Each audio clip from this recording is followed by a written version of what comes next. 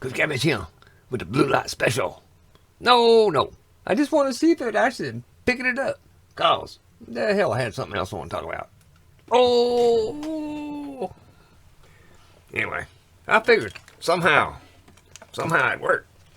I just had another story. I thought I'd tell you. Don't know if this one here can make it through or not. Cause it's something that actually happened.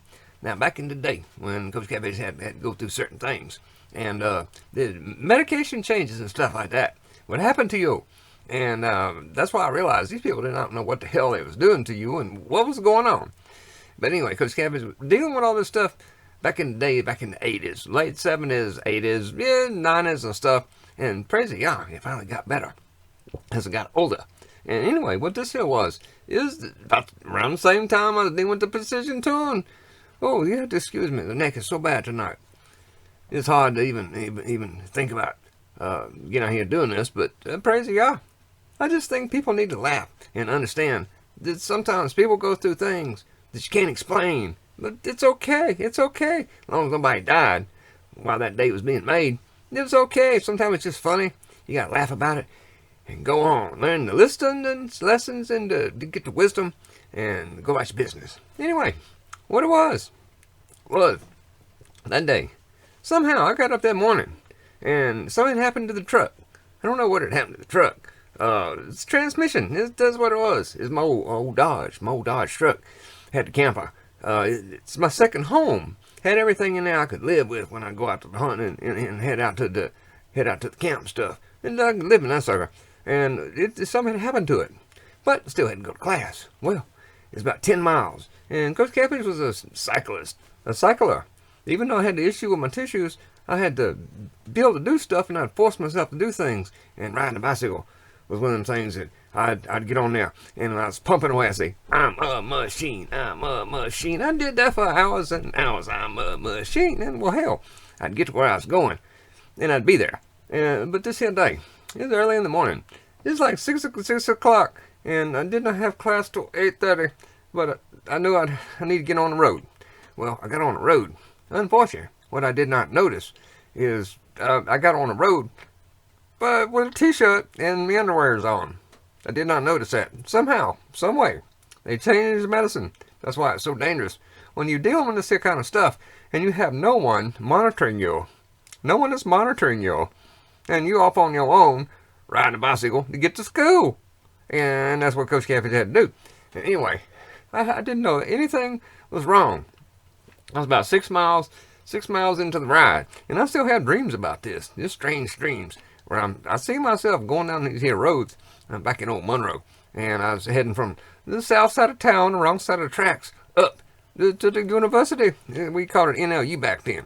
It was the Indians. I don't know if they call it Indians anymore, unless it's, Indians from a different continent.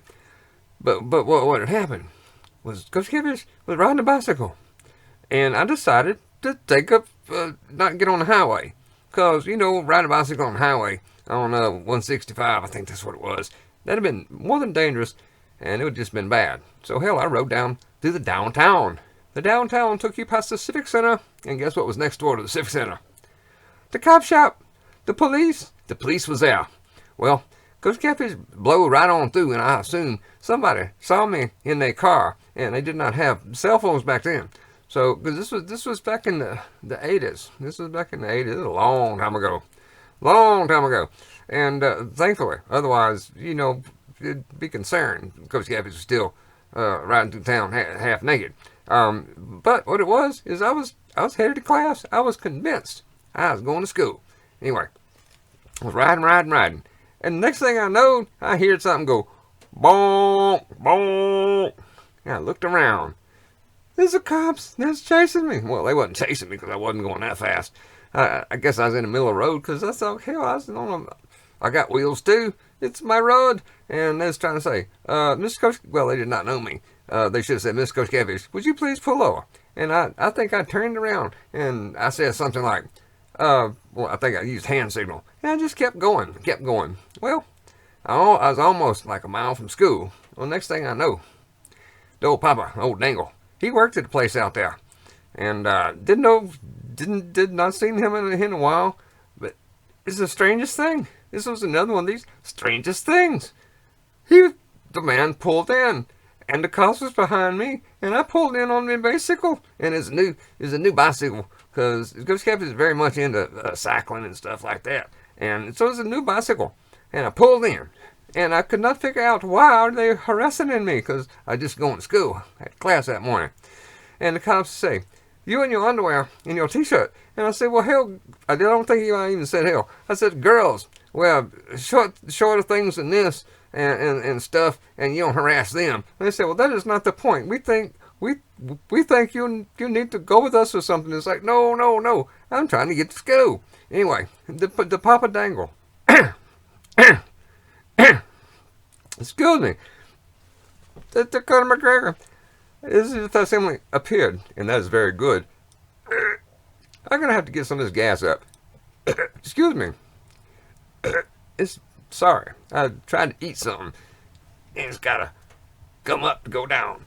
But anyway, somehow the Papa he pulled this here jumpsuit out from behind the seat, cause he worked at the local fuel depot. He ran fuel depot. Then he always had jumpsuits to put over his nice clothes. Just come home and driving in the vehicle clothes, driving in the big truck clothes. And thing was, he handed it to me, and I put them on. Well, for whatever reason, he said, let the boy go. Let the boy go. Well, I went on the way up to school. Well, I was late for class because that situation took about 45 minutes to get straightened out. And, of course, it wasn't really straightened out that well. Got to the class. Got up to the class. Went in. Went to the favorite teacher to tell him what in the world had happened to me while I was not in class. Because this is where I was supposed to be. Stellar Dynamics is some kind of class I needed to be in. And, well, hell, he understood because, he was like my daddy. I called him my daddy, the dangle that just stopped and give me the suit. I didn't know that man. But the teacher, on the other hand, was like the family, was like the papa to me. And I called him dad. It was sad to do that to a person, to call them dad when they're not your dad. Anyway, he was kind, and he's like, okay, Coach Kevish, because he knew I was my boy. Then he's like, okay, Coach Kevish, you go ahead and it'll be okay. We'll make it up and work it out, because this is university, and university is a lot different from going to regular school. What I understood, anyway. So Coach Kevish headed on out. Started walking out. Next thing I know, the bicycle was not there, but I could hear a sound. It sounded like someone frantically taking something and trying to get away, and it was someone stealing me new bicycle. I took off running after him. And of course, with no issue with my tissue and my back and stuff, I fell down and blooded myself and hurt myself trying to catch them. They stole my old bicycle. This is what people would do at the university. I never figured something like that happened. Anyway, all Coach Caffey could do was go back in and tell the kind double PhD that was like my daddy talked to me, and he took me to his house, gave me an old bicycle, drove me home, dropped me off, and said, Coach Caffey, try to be at class tomorrow, and praise the Yah. I was. Passed class and all. But what a situation that happens to people. Praise the Yah.